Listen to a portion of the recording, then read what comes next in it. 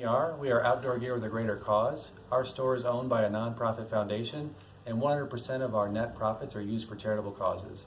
Today we're going to talk about cross-country skiing, classic cross-country skiing bindings and boots, which can be a little confusing for people.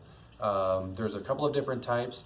It's really not that confusing. We'll just kind of break it down very simply, so it's easy to understand when you're out shopping. The first thing you'll notice and what you'll see for modern boots and bindings are this little bar here. There's a couple of different types of bar. So there's NNN, and NNN is this type of binding, and there's SNS.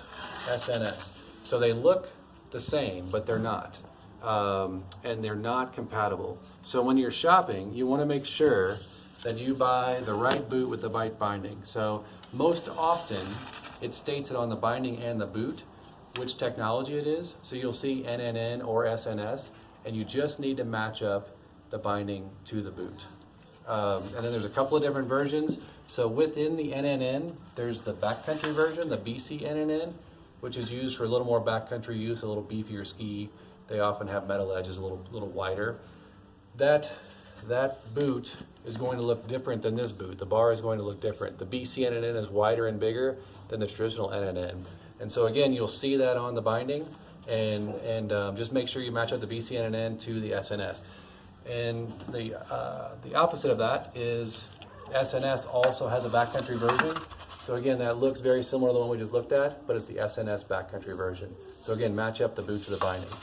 That's the basics of the most modern technology. You'll also see traditional styles, like this 3-pin binding with this traditional boot. That's a 75mm wide tongue there. That fits a traditional cross-country boot or a telemark boot. There's still some people that use this and like it, but most people today love the BC or the NNN or the SNS. So that's a quick tutorial, and for more information, go to our website at merecyclers.com. Thank you.